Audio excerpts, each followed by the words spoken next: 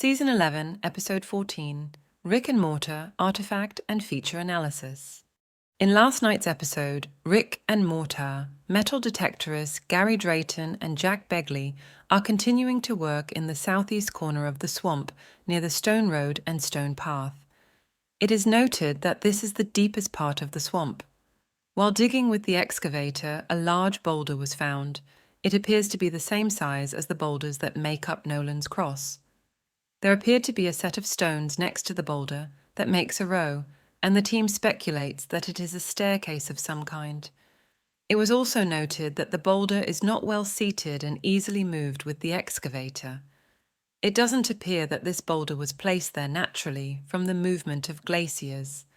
A thick, shaped board is also found in the area that Gary speculates may be a ship's planking or decking. He notes no fasteners are in the wood, and it was found at a depth of 2 feet. We are then taken to the Lot 5 excavation area, where the work continues at the stone foundation.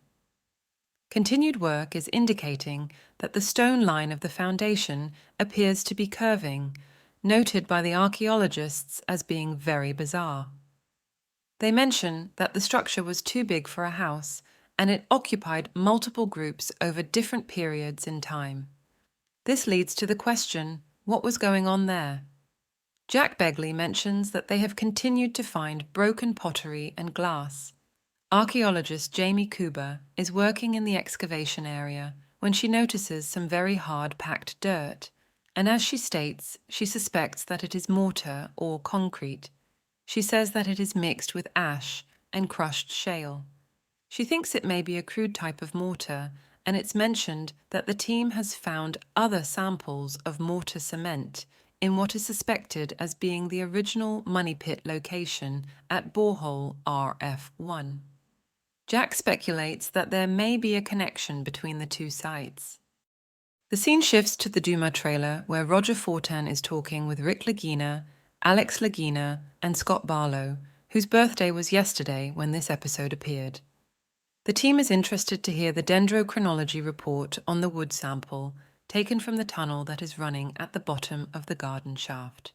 Craig Tester calls and gives the team the results. He states the greatest probability of the age of the wood was 1631 to 1684. There is also a possibility that the wood is aged from 1529 to 1556, and also a date range beginning at 1735 is possible. While the 1600s appears to be the best probability of the wood's age, 2 things must be factored in. 1, the wood may be that old, but when was it used in the construction? 2, there is a possibility the other dates could apply to the wood, but again, when was it used for the tunnel? What we can say is that old wood was used to make a tunnel that appears to have served some sort of purpose. Hopefully, more evidence that the team uncovers will give us all the answers we seek. The scene shifts back to the swamp where the team continues to work. Gary Drayton, Jack Begley, and Rick Lagina discuss the new boulder that was previously uncovered earlier in the episode. It is now more exposed, and it is noted that it looks conical, which immediately brings up the comparison to the boulders that comprise Nolan's Cross. Is this boulder related to Nolan's Cross, and what was its purpose? The team notes that the rocks around one side of the boulder seem to line up with the boulder, and it is speculated that this forms a sort of ramp. As they are looking around the area, Gary notices another piece of what he calls planking and believes it is part of a ship. This piece seems to have what Gary explained was tongue and groove construction that he believes was used in shipbuilding. The episode concludes at the Interpretive Center, where archaeometallurgist Emma Culligan is meeting with the team that comprises archaeologist Laird Niven, Alex Lagina, Jack Begley, and Scott Barlow. They are looking at the suspected mortar material that was unearthed at the Lot 5 excavation area. Emma has used the XRD device to analyze the sample, and she states it's not mortar, but a type of soil. It's mentioned that the soil was not naturally placed there at Lot 5 and seems to be artificial. It then is revealed that Emma has checked for matches in her database for other samples that correspond, and she has found a match. She states that the soil sample matches those found in the garden shaft, borehole C 18.5 and borehole C 28. These locations are all in the same general location in the garden shaft area. Why were these samples at the Lot 5 excavation area? This led to speculation that it was tied to William Phipps and his theorized involvement with Oak Island.